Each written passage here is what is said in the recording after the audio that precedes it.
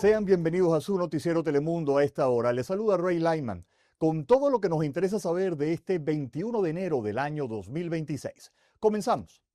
El presidente Trump baja el tono político en Suiza en la conferencia de Davos. Con Groenlandia no será por las malas como sugirió antes, será negociado. Y Venezuela fue parte también de su discurso. Para el presidente Trump, el régimen lo está haciendo fantásticamente bien.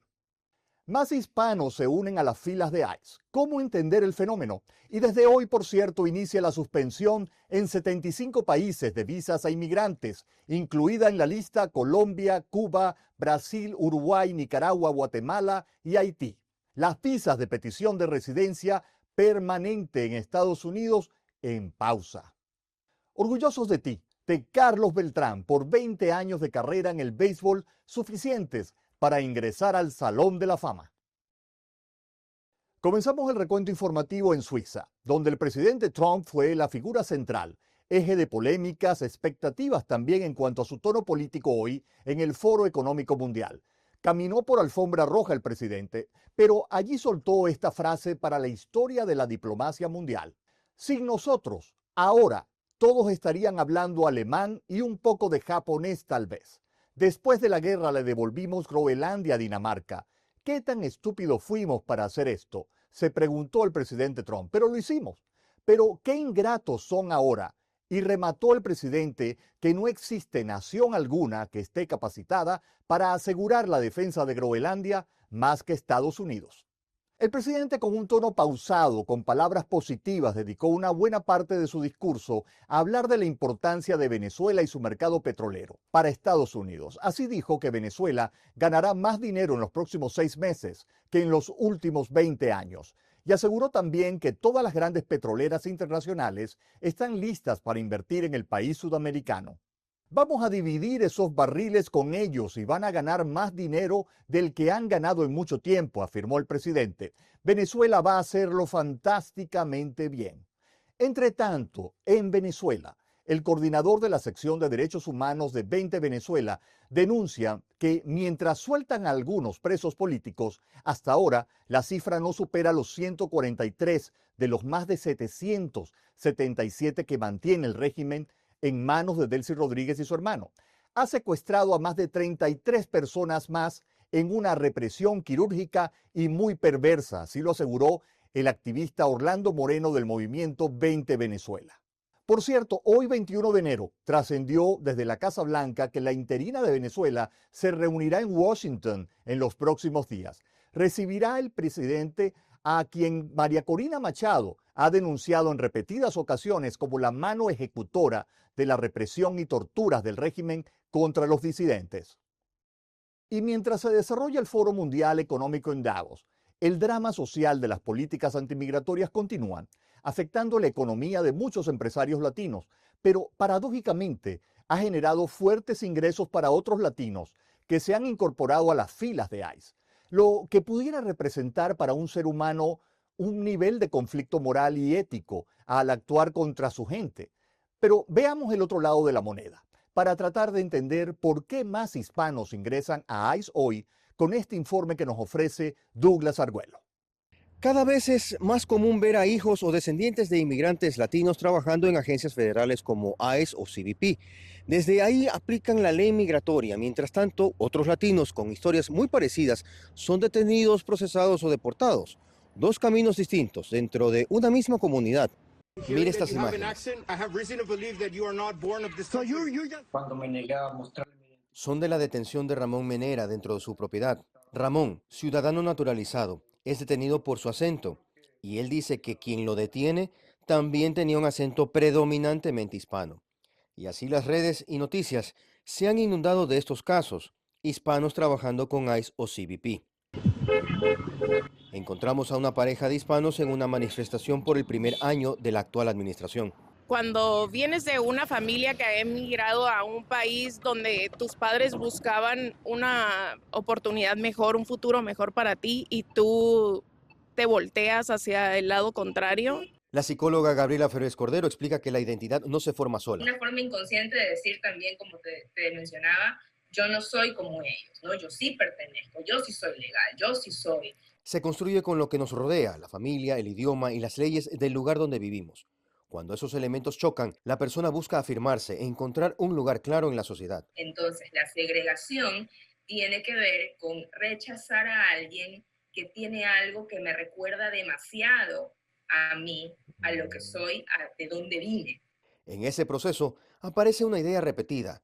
Yo hice las cosas bien. La analista Sasha Tirador, ex republicana, señala que no siempre es una postura ideológica. Muchas veces es una decisión práctica, alinearse con el poder para ser aceptado, para no ser visto como una minoría más, sino como parte del sistema que manda. Y hay otras comunidades que entienden que no solamente su idioma, el idioma de sus raíces deben de hablar sus hijos, sino que mientras más idiomas hablen, mejor. El efecto se siente dentro de la comunidad latina, desconfianza, distancia.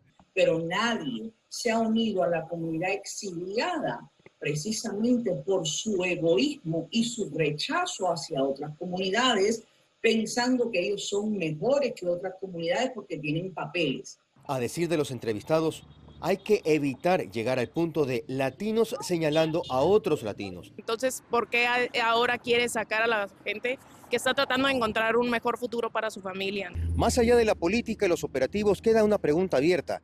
¿Qué pasa cuando, para encajar, hay que negar de dónde se viene y qué costo tiene para construir identidad, dejando atrás una parte de uno? Queden ustedes. Douglas Argüello, Noticias Telemundo, Portland. La salud es noticia. Estar informados es clave hoy para mantenernos sanos y una de ellas es el invierno, la temporada de enfermedades respiratorias, y para muchos a eso se le suman las alergias también. Justamente estas últimas semanas los casos de influenza se han disparado a nivel nacional. Analia Fiesta con el siguiente informe. La temporada de la influenza comenzó el pasado 28 de septiembre y termina el próximo 23 de mayo. De acuerdo con estadísticas gubernamentales, Texas se encuentra en el nivel color vino, bajo la categoría de alta actividad en cuanto a las enfermedades relacionadas a la influenza. Sepa que según el Departamento de Salud Pública del Condado Tarrant, ahí el porcentaje de las pruebas positivas de la influenza fue de 18.7 entre el pasado 28 de diciembre y el 3 de enero. Mientras tanto, en el condado Dallas, de acuerdo con los reportes de las autoridades médicas, para esas mismas fechas, las cifras indican que más del 14% de las pruebas de influenza resultaron positivas. Con esto en mente, ¿cómo saber si los malestares que siente es una gripe? Vamos a ver que hay algo un poco más de malestar general, puede haber fiebre, calofríos, puede haber cansancio en todo el cuerpo, dolores musculares en sitios que no tienen nada que ver con la nariz, por ejemplo, en las piernas, en la espalda. Puede ser que muchas personas confundan una gripe con alergias, por lo tanto hay que tener en cuenta que en el caso de la influenza, la mayoría de los síntomas suben y después luego bajan. Quiere decir que generalmente al tercer día, cuarto día, ya te empiezas a sentir un poco mejor y puede que te quede un poco de tos en las noches, de residuo por un par de semanas después de una infección, pero todos los demás síntomas suelen desaparecer. pero si resulta que no está enfermo con un virus, el doctor de Guadalupe Medical Center, Marcial Oquendo, nos detalla todos los medicamentos disponibles sin receta. Y los medicamentos de alergia que venden en la farmacia sin receta van a venir codificados con diferentes colores que son los de segunda generación. Hay uno verde que se llama cetiricina, bien puede haber genérico de marca, loratadina que va a ser azul, va a haber uno que es morado, que es el fenoflexadina. También hay uno amarillo, que es levocetirizina. Esos son medicamentos que normalmente usamos, son bastante seguros, se toman cada 24 horas. Recuerde que si tiene alguna duda, lo mejor es consultar directamente con su médico. Analía Fiestas, Telemundo 39. Y la cifra que es noticia. Este miércoles Estados Unidos ante la OEA cifra en 1,000 los presos políticos en Venezuela y pidió su liberación incondicional. Así lo afirmó el embajador Leandro Risuto en sesión especial de la OEA para abordar el asunto de los presos políticos hoy. Hacemos una pausa. Al regreso, más noticias, lo que es noticia en Columbus, Ohio, hoy 21 de enero del año 2026, en Noticiero Telemundo. Con lo que es noticia en Columbus, Ohio, y el tema migratorio es parte de ello. La protección contra la deportación para más de 500,000 inmigrantes haitianos va a finalizar este venidero 3 de febrero. Miles de haitianos con estatus de protección que residen en el centro de Ohio y Springfield El Columbus Metropolitan Club organizó un foro en vivo este 21 de enero en el National Veteran Memorial y Museo para debatir el futuro de estos inmigrantes haitianos. Son aproximadamente 30.000 haitianos, muchos de ellos con estatus de protección, quienes viven en el centro de Ohio. Se estima que otros 20.000 residen en Springfield. Y hoy se desató detenciones en la Feria de Empleos de la Universidad Estatal de Ohio. 3 personas fueron arrestadas este martes en una feria del empleo de la Universidad Estatal de Ohio tras protestar por la presencia de reclutadores del Servicio de Aduanas y Protección Fronteriza de Estados Unidos, el llamado CBP. La policía de la Universidad Estatal de Ohio informó que el trío fue arrestado por allanamiento de morada después de haber sido advertido en repetidas ocasiones por el Ohio Union por interrumpir una feria de empleo y violar las normas de uso de las instalaciones universitarias. Dan Herdman, director de Marketing y Comunicaciones de la universidad, confirmó que los 2 de los 3 detenidos eran estudiantes de la universidad. La feria de empleo contó con la participación de más de 150 empleadores de los sectores públicos y privados, incluida la Oficina de Aduanas y Protección Fronteriza de Estados Unidos, que ha participado durante varios años consecutivos en esta feria. Por lo general, se invita a participar nuevamente a los empleadores que han asistido en el pasado. Como en todos los eventos multitudinarios, el Departamento de Seguridad Pública y el Departamento de Activismo Estudiantil y Organización de Eventos brindaron apoyo a este. Eso lo declaró Ben Johnson, vicepresidente adjunto de Medios y Relaciones Públicas de la universidad. Y el concejal de la ciudad de Whitehall, Gerald Dixon, va a conservar su puesto en el consejo tras otra votación fallida para destituirlo. Como informamos en Noticiero Telemundo, Dixon fue acusado de delitos sexuales contra menores el mes pasado y posteriormente se desestimaron estos cargos. Este martes por la noche, sus colegas concejales convocaron a una votación por segunda vez con la esperanza de destituir a Dixon de su cargo por mala conducta grave debido a las acusaciones penales. Se va a necesitar un voto unánime para destituir a Dixon en el Consejo, pero al final 3 concejales votaron a favor de que permaneciera en su cargo. Durante la acalorada discusión que duró varias horas, un concejal leyó extractos del diario que, según los detectives, pertenecían a Dixon y que supuestamente detallaban su atracción por niños pequeños. Se necesitaba un voto unánime para destituirlo del consejo, pero al final 3 concejales, Larry Morrison, y 2 concejales recién elegidos, Brian McCann y Mike Atkin, votaron a favor de que Dixon permaneciera en su cargo. Cuando se le preguntó, por cierto, a Dixon sobre su opinión después de la reunión, dijo que no tenía intención alguna de renunciar. Con esta información, siempre ha sido noticia en muchos recuentos informativos la presencia de extraterrestres en este mundo. Pero tenemos hoy una información de algo que sucedió en México y que todavía no tiene explicación. Hoy vamos a conocer la sorprendente historia de un pequeño pueblo de Chihuahua, donde en la década de los años 80 varios niños habrían tenido un encuentro con supuestos extraterrestres, miniatura. Agustín Olaiz nos tiene este reporte. Ella los vio.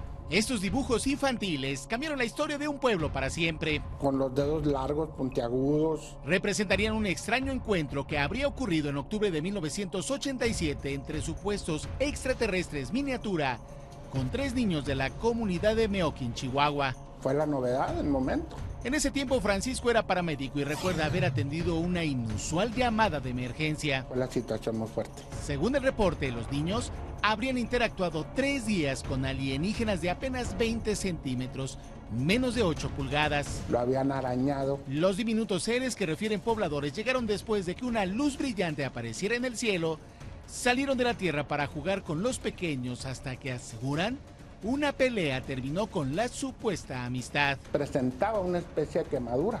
Al muchachito se le trató con fisiológicos y todo ese rollo. Francisco recuerda que los menores presentaban crisis nerviosas, aunque lo que más les sorprendió fueron los famosos dibujos que hicieron por separado sobre los supuestos extraterrestres. El foquito en el pecho y los dientes, la boca que la tenían con la dentadura puntiaguda. La noticia corrió como pólvora y el pueblo se llenó de reporteros, expertos, curiosos y hasta autoridades que llegaron a la casa donde habría ocurrido el insólito encuentro. Tenía movimientos y la forma de un ser humano, pero en pequeño tamaño. Me comentan mis amiguitos vecinos. Doña Marta vive enfrente y dice que estaba asombrada con lo que le contaron sus vecinos. Que habían visto unos monitos, unos seres pequeños en los orificios que me mostraron ahí en los arbustos. Una semana después, testigos relataron que otra luz deslumbrante apareció desde el cielo y los monitos Meoki, como los llamaron desde entonces, se fueron sin dejar rastro. Llegó la misma luz y los monitos desaparecieron. Aunque su presencia, casi 4 décadas después, sigue viva en las calles, pero sobre todo en la mente de los lugareños. En México, Agustín Olaiz, Telemundo. Hoy arribó el féretro en su ciudad natal, Roma, de uno de los íconos de la alta moda, Valentino Garavani, quien tendrá capilla ardiente con tan solo una rosa roja frente a su ataúd. El inseparable compañero de vida, Giancarlo Giacometti, su socio, en su último adiós no se ha despegado en todo momento. Valentino ha dejado un legado que marca una época también. El privilegio de ponerle al color rojo su nombre, el rojo Valentino. Vistió Valentino a mujeres influyentes y protagonistas de la historia contemporánea, como Jacqueline Kennedy, Lady Di, la reina Sofía de España, Nancy Reagan, Elizabeth Taylor, Audrey Hepburn, Sofía Loren, Julia Roberts, Gwyneth Paltrow, Anna Hathaway, Farah Diva, quien huyó de Irán en un abrigo de Valentino. Fue Valentino, además, el primer modisto italiano en abrir una tienda en la ciudad de Nueva York. Descansa en paz Valentino Garavani y la era de esplendor que él representó en vida. Hacemos una pausa. Al regreso, orgullosos de ti, de un hombre que la batió de jonrón y por eso está en el Salón de la Fama.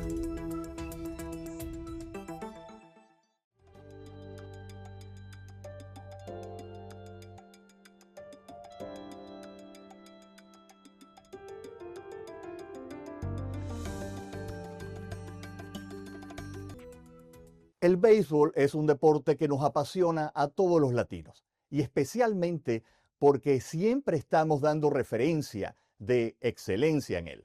En el Paseo de la Fama, en el Hall de la Fama, en tantos trofeos donde los latinos han tenido su orgulloso de ti.